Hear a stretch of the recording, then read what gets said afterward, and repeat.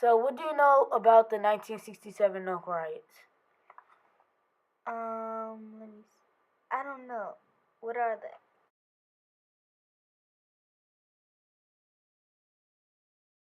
How was Newark before the Newark riots? Um, Not good. Poverty, jobs, discrimination, a lot of stuff building up. The stores, the kinds of things that we had in Newark, the areas that were very much students, adults. We would walk through city, we'd go up, for example, Clinton Avenue in Newark.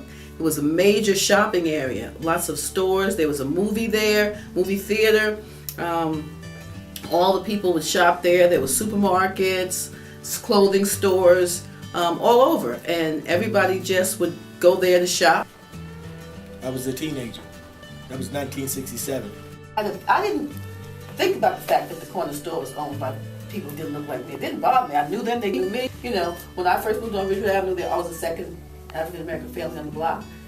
But everybody was friendly. I didn't really have any issues, so I didn't realize it. Newark at that time was a very Jewish town. School was closed on Jewish holidays. I went to Wheatley High School. I was the only black in most of my high school classes. So, How was education before the Newark Riots? Another good question. So-so. And what I mean by so-so, people, it was different than today. It wasn't this much politics. It wasn't this much politics. It was more hands-on, if you will. A village. I don't know if y'all ever heard of it, take a village to raise a child.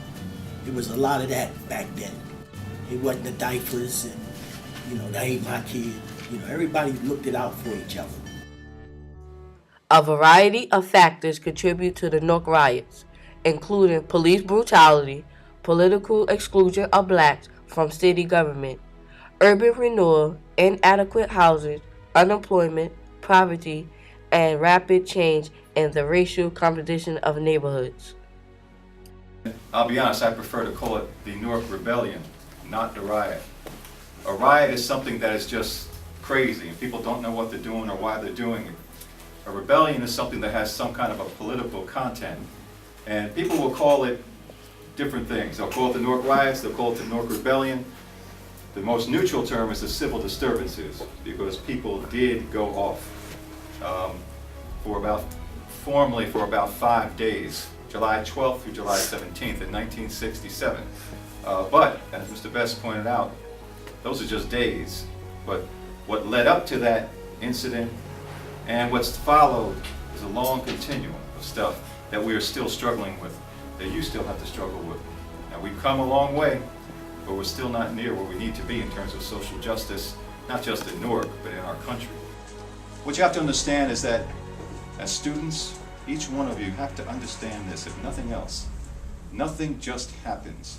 Everything happens for reasons, because people do things, people decide things.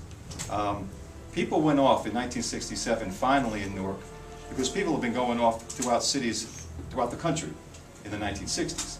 You had what were called riots in Harlem in 64, in Watts in 63, in Cleveland in 65, but for some reason in 1967, the summer of 1967, there were over 100 riots or civil disturbances throughout the country. There were about 20 in New Jersey alone, not just Newark. People were going off in Montclair, in Plainfield, in Jersey City. The reason this was because of essentially the African American, the black population, rose up. They were tired of being disenfranchised, having no political power, having poor housing, having poor health care, having no daycare centers. And the most dramatic way to rise up is something violent happens. Now I'll tell you, I'm not supporting violence, but if you study the history of this country, we have had very few social changes without some kind of violent confrontation. I don't support that, I'm not advocating it, but that's just history. You can go back to the beginning of this country with the revolution, The abolition of slavery didn't happen without violence. The women's rights movement, the labor movement, the civil rights, unfortunately, the systems that control our society will only pay attention to us unless you rise up. Now, we got to figure out a way to do it without violence, because too many of us get our heads knocked in and killed. 26 people were murdered during the Newark Rebellion. And almost all of them were Newark residents, and almost all of them were black.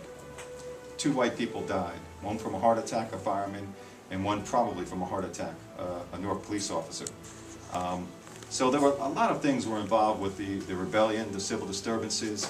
When, and I think this is probably part of why the riots, some of the issues came about.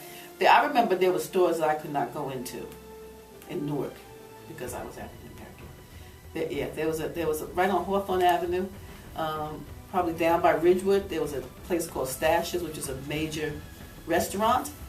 That the only way we could get served is if my grandfather would go to the back door and they would sell you something at the back door, but you could not go into the restaurant. Economically in Newark, like I said, most of the city was becoming predominantly African American. It was starting to turn to that. However, most of the economics were the stores and the things and the people that had the money were not. So you saw some of your stores, people were resentful of that, and that's why they started busting in people's windows and tearing up the property, because it wasn't their property. They weren't the owners. So I think that made people think about who was running the town, who was in charge of it, politicians, owners. You didn't see our colors. How did people feel about the riots once it started? Once it started, of course, there was a lot of confusion. The word riot, for me, I heard the first time from my mother. And I didn't know what a riot was. What actually occurred was there was a looting, there were crowds of people that had swelled, and it was because of an incident of police brutality. My father was a cab driver, and this cab driver got arrested in Newark. They took him downtown, and he was brutalized by the police. The Newark Riot of 1967 began with the arrest of a cab driver named John Smith, who allegedly drove around a double-parked police car at the corner of 7th and 15th Avenue. He was subsequently stopped, interrogated, arrested, and transported to the 4th Precinct headquarters, during which time he was severely beaten by the arresting officers. The cab drivers all got together. They drove downtown, they were blowing their horns, and the crowds just kind of swelled. As news of the arrest spread, a crowd began to assemble in front of the precinct house, located directly across from a high-rise public housing project. When the police allowed a small group of civil rights leaders to visit the prisoner, they demanded that Mr. Smith be taken to a hospital. Emerging from the building, these civil rights leaders begged the crowd to stay calm, but they were shouted down.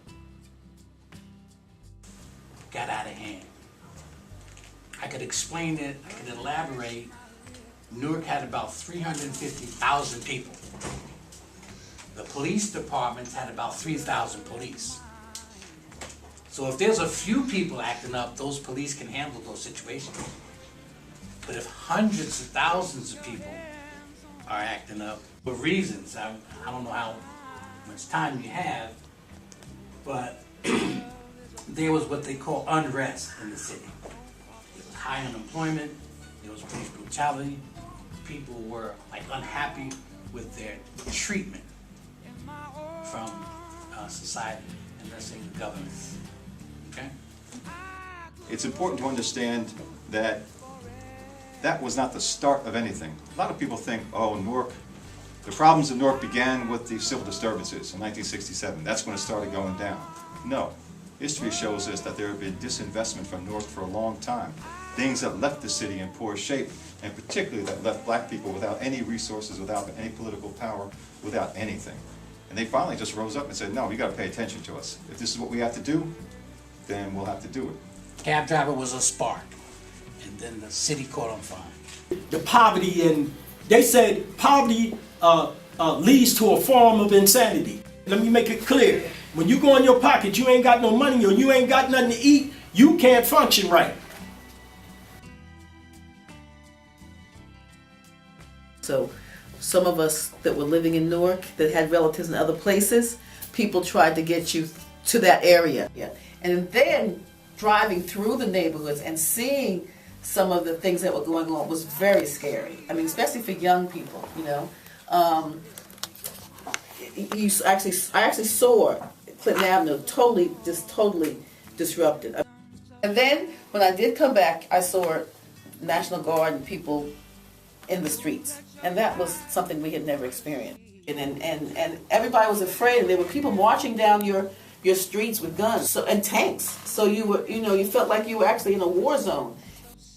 Everybody was running around frantic, and everybody was very afraid. And so I was very happy to leave at that particular time. And my family, the adults stayed, but anybody who was younger, any of the school-age students, children, we were taken to other relatives. And same thing with some of the people in my neighborhood. If they had anybody that was out of the city, they tried to get them out. Not fighting. Their job is to come to what they call that is to bring back order.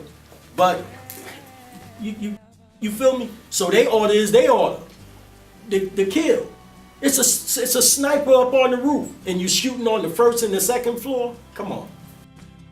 Soon, a volley of bricks and bottles was launched at the precinct house, and police stormed out to confront the assembly. As the crowd dispersed, they began to break into stores on the nearby commercial streets. Eventually, violence spread from the predominantly black neighborhoods of Newark's Central Ward to downtown Newark, and the New Jersey State Police were mobilized. Within 48 hours, National Guard troops entered the city. With the arrival of these troops, the level of violence intensified. At the conclusion of 6 days of rioting, 26 people lay dead, 725 people were injured, and close to 1,500 people had been arrested.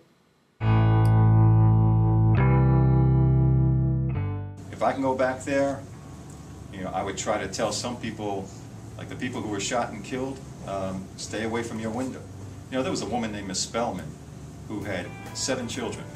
She was shot in the head because she was pulling her daughter away from the window because the National Guardsmen that were called in were just shooting up. And they weren't shooting at nobody. They heard one of their own soldiers shoot like a block away. They just started firing like crazy at the project building, which don't exist anymore. And this poor woman got shot and killed while she was pulling her daughter away. I lived in Stella Wright projects down on Montgomery, Prince. They lived at Hayes Homes on 100th Street. Their mother was shot in the head, walking through the house, innocently. And I think it was sporadic gunfire by the National Guards. Possibly, I don't know. Loot. Y'all know what that is, right? Okay, that's right, I like that. Looting is, everything was like just free for all, in which we thought. But it wasn't free for all because when the National Guards, all these people come in from the government, know why they came there? Please, somebody answer that. Why? There was too much chaos. That's number one. But what was their job to come there and do? Stop it. Go ahead. Anybody else? Kill us. Go ahead, man.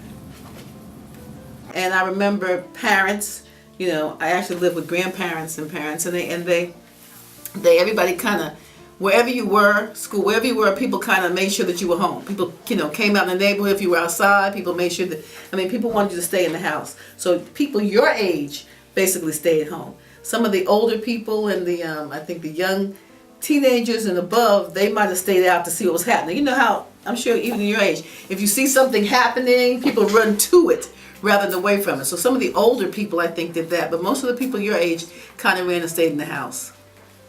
And I did see people running down the streets with televisions, and they weren't small little things like you have now. Things were big, a couple of people, doing that kind of thing. Groceries, people busting in the stores and walking down with groceries, that kind of stuff that the people who felt that they didn't have an opportunity for them to get. And people basically didn't stop them. The police tried to do what they could, but it wasn't really worth the fight to fight all these people. That's it. They came in to do their job, and after everything was taken care of, they left. Then they started rebuilding. Well, I think Newark changed in a lot of ways, because of the riots. I think the riots precipitated a generation of disinvestment in the city, and on a variety of different levels. I think first we had a pretty significant exodus of middle-class families, from Newark. Did everybody that left came back after the North Riot? Most of those places that left never returned. So there was no longer a movie in Newark. There was no longer, the stores where you could go. I mean, I used to go Easter shopping on Clinton Avenue for Easter clothes, and they were gone. The riots deeply affected Newark, and the riots helped to create the Newark in which I grew up. I think the riots had a profound impact on my family that I grew up in, and it definitely shaped the surroundings in which I grew up in. So I think the way in which it affected me, I think on the positive side, growing up in the Newark I grew up in, I have a toughness. I have a strong sense of that we have to persevere through things. That things aren't going to always be easy, but that's a good thing, because actually by things being hard, that shapes you. That fortifies you. It's still work to do. So I don't want to give no date that, yeah, man, it's finally over. Because if no good results came out of it, it's still going on. It's not as clear, why we have entirely too many, foreclosed, abandoned properties, in our community.